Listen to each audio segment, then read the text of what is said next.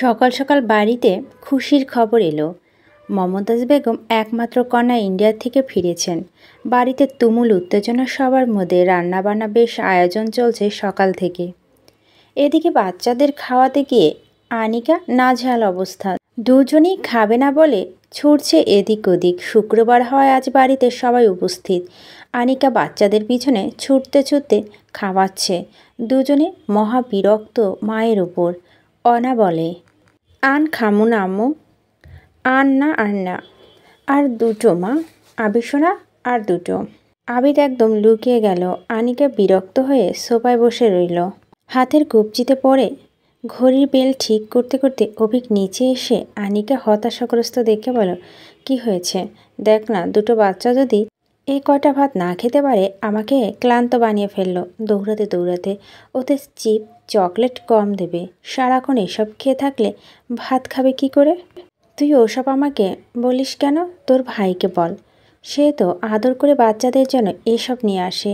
সে কি দেখছে যে ওরা খাওয়ানোর সময় আমাকে কত জ্বালায়? আবিক পিছন পিছন আহানব নেমে এলো। বলো, কি হলো? এই তো এসেছেন মহাপুরুষ, আপনার বাচ্চাদের খাওয়ান। আমি আর পারছি না। আবিক বলল, প্লেটটা ভাইয়ার হাতে ধরিয়ে দাও। আহনাফ হেসে বলল, কোনো সমস্যা না, আমি খাইয়ে দিতে পারি। প্লেট নিয়ে এসে দুজনকে ডাক দিতে বাবা ডাকে দুজনে হাজির। একেবারে কোলের ওপর গলা জড়িয়ে ধরে বসলো। আহনাফ বলল, এবার খাইয়ে দাও। আনিকা বাড়িয়ে দিতে ওরা মুখ ফিরিয়ে নিল। আহনাফ বলল, কাল সবাই মেলায় যাব, না খেলে নিয়ে যাব না। আবিক যাবে? আম্মু যাবেন, সবাই যাবে। ওহো পাপা, গুড বয়। আহনাফ গালে ঠেসে চুমু দিয়ে বলে, এবার খান।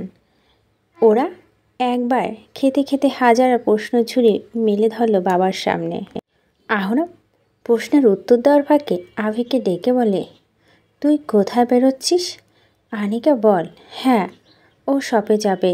নাহিদ তার বউকে আজ দাওয়াত দিল না? বউকে তো নতুন জামা কাপড় দিতে হবে, ওটা কিনতে। হ্যাঁ রে অভি, তুই শাড়ি চিনবি তো? তাহলে তো ভালোই। শোন, আমার ফেস ওয়াশটা শেষের দিকে নিয়ে আসবি, ওকে? আবিদ বলল, অভি চকলেট আনিবে? এত বড় বড় কেমন? আবিক আনিকার দিকে তাকিয়ে হাসলো। আনিকা বলল, ওদের সাথে বেঁধে তোমাকেও পিটাবো। অভি তোমাকে ঢিসুম ঢিসুম মারবে। সবাই হেসে উঠল।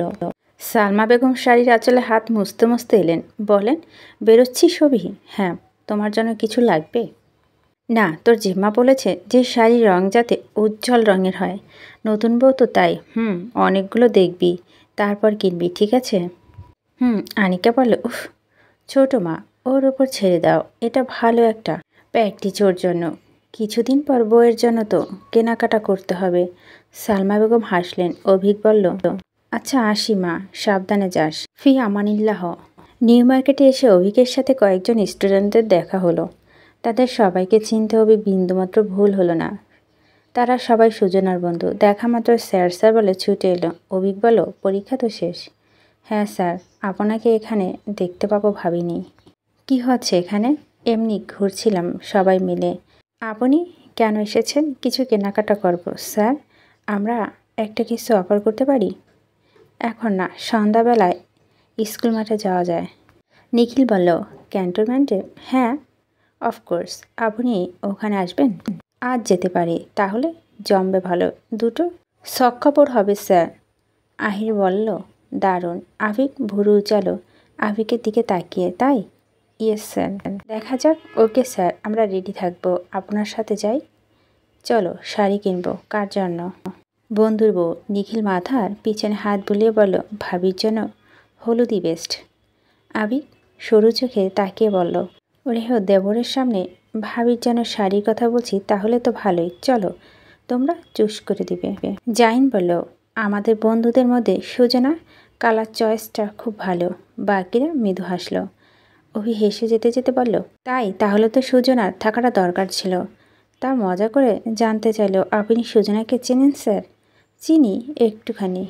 ইতিমধ্যে অনেকগুলো শাড়ি দেখা হয়ে গিয়েছে। অভিক মেরুন রঙের একটা শাড়ি বাছাই করেছে, সাথে গোল্ডেন রঙের পাড়। শাড়িটা বাকিরাও পছন্দ করেছে। পাশে একটা শাড়ি পরেছিল, কালো পাড়ে লাল শাড়ি। শাড়ির গায়ে কাজ ভারী সুন্দর। আবিক সেটা নেড়ে চেড়ে দেখে বলল, ওটাও প্যাক করা যাবে? দোকানদার ফোকলা হেসে বলল, কেন নয়? আহির জানতে চাইল, স্যার দুটো নিচ্ছেন? অভিক উত্তর দিল, একটা বন্ধুর বইয়ের জন্য, অন্যটা তার বন্ধুর বইয়ের জন্য। বেচারা ছাত্রগুলো এর মাথা মুন্ডু না বুঝে ফ্যাবলার মতো মাথা নাড়ালো। তারা সবাই সব থেকে বেরোতে একজন বোরখা পরা মহিলা তাদের দিকে এগিয়ে গেল। মহিলার পিছনে শাইমকে দেখা গেল। তারা সবাই সালাম দিতে সাজিয়া বেগম সালামের উত্তর দিয়ে বলল, ভালো আছে সবাই? হ্যাঁ আন্টি, আপনি কোথায় গিয়েছিলেন? একটু ডাক্তারের কাছে এলাম। কোমর ব্যথাটা বেড়েছে তো। ও আচ্ছা। আবিক চোখ সরু করে চেয়ে আছে। ওরা পরিচয় করিয়ে দিল, আন্টি উনি আমাদের স্যার। অভিক সালাম দিতেই সাজিয়া বেগম সালাম দিয়ে বললেন, ওয়ালাইকুম সালাম, ভালো আছেন? অভিক নির্মল হেসে বলল, জি। সাজিয়া বেগম আরও কাউকে খুঁজে বলে, করিম নামে ছেলেটা নেই? সবাই কপাল ভাঁজ করে একে অপরের দিকে তাকালো। বলল, কোন করিমের কথা বলছেন আন্টি? ওই যে তোমাদের বন্ধু, ও তোমাদের সাথে থাকে না?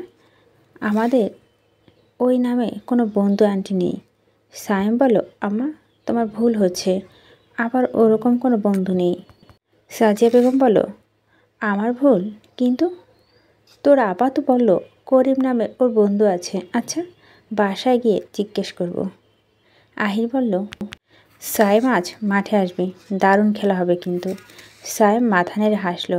আবিকের দিকে তাকিয়ে আবিক চোখ টিপ টিপ করতে সে লজ্জা মাথায় নামিয়ে হাসলো। ভাই বোনের এই একই অবস্থা। সাজিয়া বেগম বলে উঠলেন, আচ্ছা আসি, কেমন? ভালো থাকো সবাই। নিখিল গাড়িতে তুলে দিতে গেলে সাজিয়া বেগম পিছু পিছু। উনি যেতে যেতে ফিরে তাকিয়ে দেখলেন সবার পিছনে মাস্টারমশাই, ঠোঁটে হাসি, কি নির্মল, অথচ সব রহস্য লুকানো তার হাসিতেই। কম সময় না, সুজনার পরীক্ষা শেষে ইতিমধ্যে 3 দিন গড়িয়ে গেছে। গত 3 মাসে তার আর মাস্টারমশাইয়ের পরীক্ষা হলে দেখা হয়েছিল। কথা বলা প্রয়োজন পড়েনি অবশ্য, কারণ এক দেখায় তো কত শত কথা হয়ে যায় তাদের। আমি ফোন করে বিরক্ত করতে চাইনি। আর অন্যদিকে বাড়াবাড়িটা কম হয় সুজনা ব্যাকুল মন খানিকটা অভিমানী হয়ে উঠেছিল এই 3 মাসে। কিন্তু হঠাৎ করে সন্ধ্যায় বেশ ভালো একটা খবর নিয়ে এলো সায়েম। এসেই বলল, আপা তোদের স্যার আছে না? আজকে মাঠে আমরা একসাথে খেলছি। নিখিল ভাই, আহির ভাই আর জাইন ভাইও ছিল। আমিও খেললাম। একসাথে আইসক্রিমও খেয়েছি। তোদের স্যার দারুণ ব্যাট চালাতে পারে। আমিক স্যার? হ্যাঁ খানিকটা জিরোলো সুজনা। ও নামটা শুনলেই ঝিমঝিম করে উঠে সারা শরীর, উত্তেজিত হয়ে পড়ে সে। কিছু নিজ থেকে জানতেও চেয়ে চাইল না। সায়েম নিজেই বলল, তুই নাকি ওনার একটা ট্র্যাকস্যুট নিয়ে এসেছিস, কয়েক মাস হয়েছে, ফেরত দিসনি? ও আল্লাহ, খেয়ালই ছিল না, সেলাইও করা হয়নি। সায়েম পকেট থেকে টিস্যুর প্যাকেট বাড়িয়ে দিয়ে বলল, এটা দিয়েছে। এটা কি? Tissue packet. টিস্যু কেন দিয়েছে? আমি জানি না। আমাকে বলল খোলা চলবে না। সোজা আপুর হাতে। সুজনা সেটা নিয়ে চলে গেল। পিছু ফিরে ভাইয়ার সন্দিগ্ধ চাউনি দেখে বলল, আম্মাকে কিছু বলিস না। সায়েমের কপালে ভাঁজ আর গভীর হলো। কিছুটা সে ধারণা করতে পারে। সুজনার ঘরে গিয়ে ট্র্যাকস্যুটটা খুঁজে নিয়ে বিছানার উপর হয়ে শুয়ে টিস্যুর প্যাকেটটা খুলল।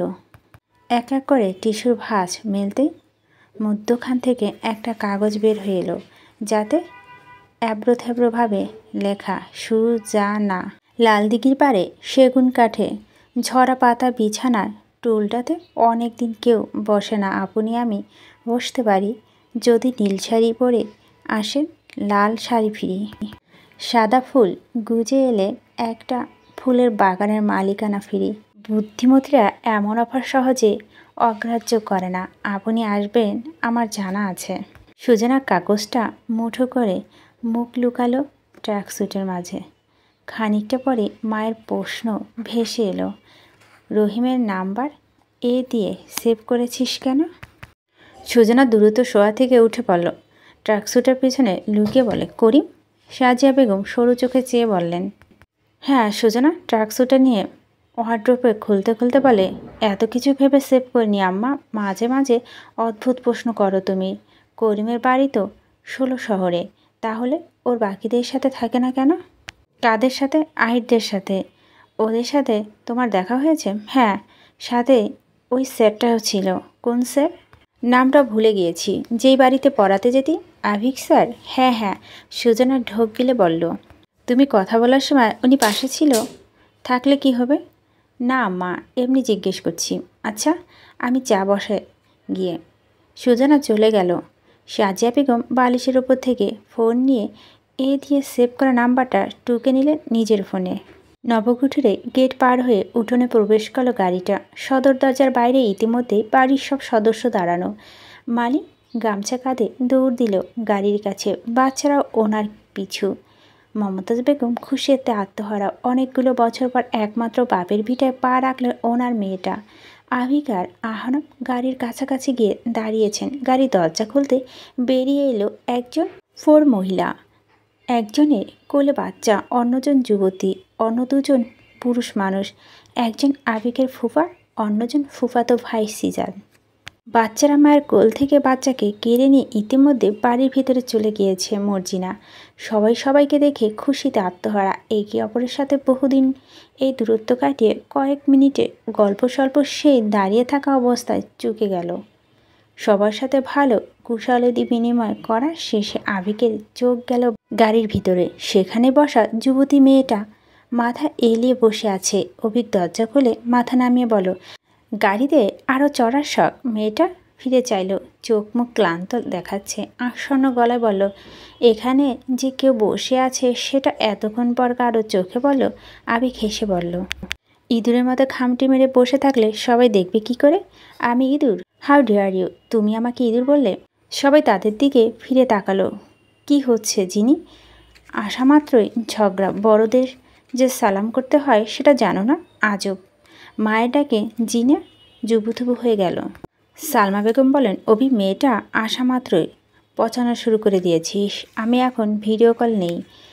ছোট মামি, চুল ছেড়ে নেব একটা একটা। সবাই হেসে উঠল। জিনিয়া গাড়ি থেকে নেমে বলল, কোমরটা ব্যথা হয়ে গেল বসতে বসতে। নিচু হতেই সালমা বেগম আটকে বললেন, থাক, নিচু হয়ে সালাম করতে হবে না। অনেক দিন বেঁচে থাকো। মমতা বেগম বলেন, এই দেখ, আমার বোনটাও বড় হয়ে গেল চোখের পলকে। বাহ, বাদ দাও আমার কথা। তোমার ছোট নাতির চুল সাদা হতে যাচ্ছে, এখনও বিয়ে করাতে পারোনি? আবার আমাকে নিয়ে টানাটানি লাগিয়েছে। অভিক চুলে হাত বুলাতে বুলাতে বলল, আমার চুল সাদা? ভাগ্যিস সাদা হয়েছে, টাক হয়নি এই বেশি। সবাই হেসে উঠল। অভিক চুলে হাত বুলাতে বুলাতে হেসে আওড়ালো, সো স্যার। সুজনা শেষমেশ বুড়ো বর পাবে। সবাই জার্নি করে আসার বিশ্রাম নিচ্ছে। কিছু পরই অভিকের বন্ধু নাহিদের পরিবার এলো নতুন বউ নিয়ে দাওয়াত খেতে। পুরো বাড়িটা জমে উঠেছে। আবিক কিছুক্ষণ পর পর ফোন চেক করছে। যদি হুট করে একটা মেসেজ এসে বসে, সেখানে লেখা থাকবে, কাল সেগুন বাগিচায় সেই আসছে। মেয়েটা তাকে ভীষণ জ্বালায় রেখেছে। এদিকে গালে লাল কালো ব্রণের দাগ নিয়ে ভীষণ দুশ্চিন্তায় সুজনা। এখনও নীল শাড়ি জোগাড় করা যায়নি। সে কিভাবে ওই পরিস্থিতির সম্মুখীন হবে ভেবে পেল না। তাদের অপ্রস্তুত অবস্থায় ফেলে নাকানি চুবানি না খাওয়ালে লোকটা শান্তি হচ্ছে না। এদিকে আমাকে কি বলে ম্যানেজ করাবে? সবার খাওয়া দাওয়া আর গল্প অনেক সময় কেটে গেল। আঞ্জুমানা বেগম সবাইকে খাওয়ার কথা মনে করে দিলেন। অনা, আদিব নতুন ছোট একটা বেবি পেয়ে মহা খুশি। জিনিয়া ভাইয়ের বউ তানিয়া আর নাদিয়ার বউ আসমার সাথে গল্প জুড়েছে সে আসার পর থেকে। গল্পের এক ফাঁকে আভিকে ডেকে বলে, বুড়ো, এইখানে আরও একটা বইয়ের অভাব, আরেকটা হলে খাপের খাপ। আভিক বলল, আরে হো রাখো, সারাক্ষণ বউ আর বউ, এমনিতে যন্ত্রণার শেষ নেই। কে জ্বালাচ্ছে তোমাকে? তোমার কপালে বজ্জাত বউ জুটবে দেখো। অভিক হেসে অন্নপথে হাঁটা ধরল। মোটেও না, সুজনা তো ভারী মিষ্টি। সালমা বেগম এসে বলল, তোমরা থাকতেই ওর বউ নিয়ে আসবো। জিনিয়া চোখ কপালে তুলে চাইল, বলল, সত্যি? আনিকা এসে সেখানে যোগ দিয়ে বলল, ছোটমা এত কনফিডেন্স কি করে? জেনে যাবে? কি লুকাচ্ছ? জানি না বাবু, কিচ্ছু লুকাচ্ছি না। সময় মতো সব জেনে যাবে বউ। নিজের ছেলে বউ পেলে আমাকে আদরের ভাগ কমে দেবে না তো? সালমা বেগম ওর থুতনি ছুঁয়ে বলল, আমার দুটো ছেলে, দুটো বউ, তোর আদরে কোনোদিনও কম পড়বে না, তুই বড় তাই তোর আদর আরও বেশি। আনিকা হাসল। ঠিক তার পরের দিন রোদে পুড়ে গেল আর বৃষ্টি ভিজে ভার্সিটি থেকে বাড়ি ফেল সুজনা। গতরাতে মেহুলকে ফোন করে বলে দিয়েছে যাতে ভার্সিটিতে আসার সময় নীল শাড়িটা নিয়ে আসে। সে ব্যাগে করে শাড়ি নিয়ে এসেছে। শান্তা সাদা ফুল বান্ধবীদের সাথে সবসময় শেয়ার না করলেও নিজেই সাহস পায় না সুজনা। তার বন্ধুগুলোর সাথে আর্থিক সম্পর্কটা খুব মজবুত। মাস্টারমশাইকেও আজও আশেপাশে কোথাও দেখতে পায়নি। ভালো হয়েছে আসেনি। সুজনাতে দূর থেকে দেখলেই লজ্জায় মরতে মরতে পাছে। উফ, কী করে যে সামনে গিয়ে দাঁড়াবে। দুপুরে খাওয়া দাওয়া শেষে বসে বসে হাত রাঙিয়েছে যে কলমে ছুরিতে পড়ে থাকা মেহেদিটা দিয়ে গত বছর ঈদের সময় কিনেছে। আরেকিতে এসে পড়ল সামনে। এত ছোটাছুটির ভিড়ে নিজের জন্য সময় খুঁজে বের করাটা দারুণ কঠিন। মা তখন থেকেই সব কিছু সূক্ষ্ম নজরে পরখ করে যাচ্ছে। একটা প্রশ্নও করেনি। মেয়ে বড় হওয়ার পর থেকে মেয়েকে জেরা করার ধরনটা বদলেছে, শুধু জেরা করাটা কমায়নি। তাই ইনিয়ে বিনিয়ে জানতে চাইলেন। আজ অফিসে কোনো অনুষ্ঠান? সুজনা বাম হাতে মেহেদিতে রাঙিয়ে বলল, আজ বন্ধুদের সাথে ঘুরতে যাব একটা দিন। কখন ফিরবি? বেরোবো তো সন্ধ্যায়। সন্ধ্যায় কেউ ঘুরতে যায়? খুব তাড়াতাড়ি ফিরবো আম্মা। ঠিক আছে। বৃষ্টি ভেজা শেষ বিকেলে লাল দিঘির পাড়ে গিয়ে অভিক দেখল সেগুন কাঠের টুলে অসংখ্য ভেজা পাতা লেপ্টে আছে। শেষ বিকেলে পাখিরা ক্লান্ত দেহে নিড়ে ফিরছে। বৃষ্টি থামার পরই আবার রোদ উঠেছে। সেই রোদ বিসর্জনের পূর্বেই পুরো আকাশটাকে থমথমে গাঢ় লাল রঙে ছেয়ে দিয়েছে। অভিক টুলের পাতাগুলো ঝেড়ে বসল চুপচাপ। 1 সেকেন্ড, 1 মিনিট, 1 ঘন্টা, তারপর 2 ঘন্টা পার হওয়ার পর নীল শাড়িতে মরিয়ে এলো সুজনা চুপি সারে হেঁটে। সে দেখল সেগুন কাঠের টুলে চুপচাপ বসে দিঘির পানিতে ঢিল ছুটছে আভিক। কাছাকাছি যেতে আপাতমস্তক কেঁপে উঠল তার সারা শরীর। বুকের ভিতর অদ্ভুত দুন্দুবি ধ্বনি টের পেল। উত্তেজনার গলা শুকিয়ে এলো তার।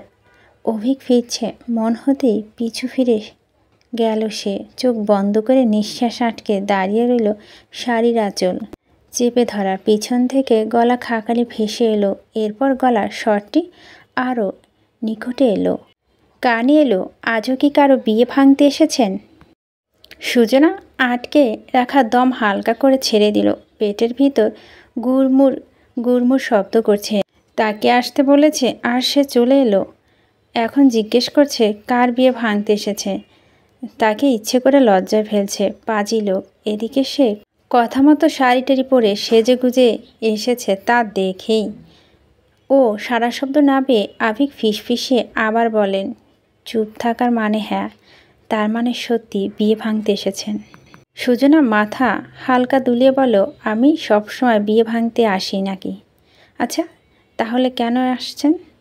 সুজনা হালকা হালকা ফিরল তার দিকে। মুখ বড়ই সরল তার।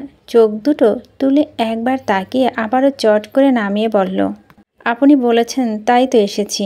আভিক হাসল শুধু। কিছু তার বলার ছিল না তখন। পাশাপাশি দুটো কাজ তো করা যায় না। কয়েক সেকেন্ড পরই বলল, আপনি দেরি করে এসেছেন, তার পানিশ আছে। আমি কখন এসে বসে আছি আপনার কোনো ধারণা আছে? সুজনা মাটির দিকে তাকিয়ে বলে, আমার তো দেরি হবেই। কেন দেরি হবে? সুজনা চোখ তুলে আবার চাইল, আবার নামিয়ে নিল। বলল, শাড়ি পরেছি, শাড়ি পরতে সময় লাগে, তারপর চুল বাঁধা, তারপর। থেমে গেল সে অভিকের দিকে তাকিয়ে। অভিক কপাল তুলে বলল, আর? সুজনা হেসে ফেলল। অভিকও হাসল। শার্টের কলার ঝাঁকিয়ে বলল, আপনাকে একটা কমপ্লিমেন্ট দিতে ইচ্ছে করছে এই মুহূর্তে। সুজনা লজ্জা পেয়ে টুলের কাছাকাছি চলে গেল। দিঘির জল দেখা যাচ্ছে অসংখ্য মাছের ডুবডুবি। সুজনা টুলের উপর একটা মাঝারি সাইজের বর্গাকার বক্স র্যাপিং করা দেখতে পেল। পিছনে ফিরতেই অভিক সেটি নিতে বলল তাকে। সুজনা টুলে বসলো। বক্সটা নেড়ে চেড়ে দেখলো বেশ ভারী। আবারও তাকালো সে অভিকের দিকে। অভিক এসে কাঠের বানানো টুলের হেলান দেওয়া অংশে হাত ঠেকিয়ে ঝুঁকে দাঁড়ালো। বলল, এটা আপনার জন্য। ইচ্ছে হলে খুলুন, না হলে দিঘির জলে ভাসিয়ে দিন। ভাসিয়ে দেবেন নাকি? সুজনা হেসে বলল, হ্যাঁ কচু, কখন বলেছি সত্যি খুলব? আমি কখন থেকে মিথ্যা বলছি নিজেও বুঝতে পারছি না, তবে করিমের আন্টির কাছে অবশ্যই মিথ্যা বলেছি। সুজনা হাসলো। বক্সটা খুলতে খুলতে বলল, আম্মা আপনাকে খুঁজে বের করবেই, তার আগেই আমি সমর্পণ করব। সুজনা বক্সগুলো থামিয়ে তাকালো। অভিক চোখ নিভিয়ে হেসে বলল, সুজনা বক্সটা খুলতে সক্ষম হলো। খুলতেই কাগজে মোটা প্যাকেট দেখতে পেল দুটো। একটার উপর শাড়ির ছবি, অন্যটির উপর চুড়ি। অভিকের দিকে কৌতূহলী চোখে তাকালো। অভিক বাম কান ডলতে ডলতে বলল, এখন আপনি আমাকে লজ্জা দিচ্ছেন না? সুজনা হেসে ফেলল। মাঝে মাঝে এমন কথা বলেন না যে শাড়ি প্যাকেটটা খুলতে নিয়ে বলল, আপনি লজ্জা পান জানতাম না। আপনার সাথে মিশতে মিশতে ভাইরাসটা আমাকে ধরেছে। সুজনা আবারও হাসলো। এত হেসে সে কখন নিজে জানে না। হাসি প্যাকেট খুলতেই শাড়িটা দেখতে পেল। অভিকের দিকে আবারও তাকালো। অভিক ভুরু উঁচিয়ে বলল, আপনাকে লাল কালো ভালো মানিয়েছিল নাহিদের মেহেদির সন্ধ্যায়, তাই কেনা? সুজনা লজ্জা পেল, কিন্তু অবাক হয়ে জানতে চাইল, আপনি সব কিছু পরখ করেন? সব সময় করি, কিন্তু সত্যি বলতে ওই সময় করিনি। ওটা আপনার রাগী আন্টির মুখে শুনেছি আবুকে বলার সময়। তাই রাগী আন্টি মানে আপনার? মা। সুজনা কি বলবে খুঁজে পেল না। রাগী আন্টি তাকে দেখে আজকের বিকালটা এত সুন্দর, তার জন্য এত আনন্দের। তার মাস্টারমশাই তার পাশে থাকলে সবটা আনন্দেরই হয়। সে চুরি বক্সটা খুলল। 12টা লাল চুড়ি, 12টা কালো চুড়ি দেখে আবারও তাকালো। অভিক বলল, আপনার জন্য। শাড়িটা বের করুন, ওখানে নিচে একটা জিনিস আছে। সুজনা চুড়িগুলো রেখে শাড়ির প্যাকেট হাতে নিয়ে বের করলো শাড়িটা। ভীষণ ভারী শাড়িটা তার এত এত পছন্দ হয়েছে, একদম নতুন মানুষটির মতো। শাড়িটা তুলেই নীল রঙের একটা চিরকুট দেখতে পেল সেখানে। চোখ তুলে পিছনে তাকাতেই ততক্ষণে অভিক অনেক দূরে হেঁটে চলে গিয়েছে। সে ডাকলো, আপনি চলে যাচ্ছেন? অভিক ফিরে তাকালো, বলল, আমি আছি। সুজনা মনোরম হেসে সামনে ফিরে চিরকুটটি মনোযোগ দিল। চিঠিটা ভাজে সেই হাতের স্পর্শ। সুজনার অদ্ভুত অনুভূতি হলো। এত নতুন সে এই প্রত্যেকটা অনুভূতির কাছে। এই সেই বিকেলে দিঘির পাড়ে একলা একা, খুবই নির্জনে, এত সুন্দর একটা চিরকুট তার হাতে, তাও তার নামে লেখা। এই চিরকুট আর সেই টিস্যুর প্যাকেট সে কখনোই হারাবে না, কভু নয়। চিরকুটটা মেলল সে। ওই দিনের মতো লেখাগুলো এবলো থেবলো নয়, সুন্দর গোছালো, দেখলে বোঝা যায়। এই চিঠিটা সে রোদে পুড়ে খেলার মাঠে এক কোণে বসা লেখা হয়নি, নীরবে নির্জনে লেখা হয়েছে। লেখা শুরুটা তার নাম দিয়ে হয়েছে, সুজানা। সাহিত্যচর্চা বেশ জোরালোভাবে করা হয়নি বলে শুরুতেই কোনো বিশেষণ যোগ করতে পারিনি। সত্যি অনেক ভেবেছি আপনাকে একটা প্রিয় নাম দেব, কিন্তু না, আপনাকে যখনই আমার সকাল বলে সম্বোধন করতে যাব ঠিক তখনই বিকালটা রাগ করে বসে। আপনাকে যখন আমার অষ্টপ্রহর বলে ডাকবো বলে সিদ্ধান্ত নিয়েছি তখনই রজনী রাগ করে বসে। তারা সবাই আপনার নাম হতে চায় সুজনা। আমি বাগানের ফুলগুলোর নাম দেব বলে সিদ্ধান্ত নিয়েছি, কিন্তু আমার বাগানে তো অনেক ফুল, আমি কার নাম রেখে কার নাম বাদ দেব? আমি অনেক অনেক অনেক ভেবেছি সুজনা। আমি নামটাও পেলাম না আপনার জন্য, কিন্তু তারা আমাকে বলেছে আপনি যদি তাদের নাম হয়ে যান তাহলে সব সমস্যার সমাধান। তারা আমার দিবারাত্রি, সকাল সন্ধ্যা আমার যত্নে তোলা ফুল। তারা আপনাকে চায় সুজনা, এবং ভালোবাসে ভীষণ। সত্যি 3টা। এতপর আমি সেই ছাতার নিচে বৃষ্টি ভেজা দ্বিপ্রহর থেকে আছি আমি এই সেগুন বাগিচায় প্রথম দেখার দিন থেকে।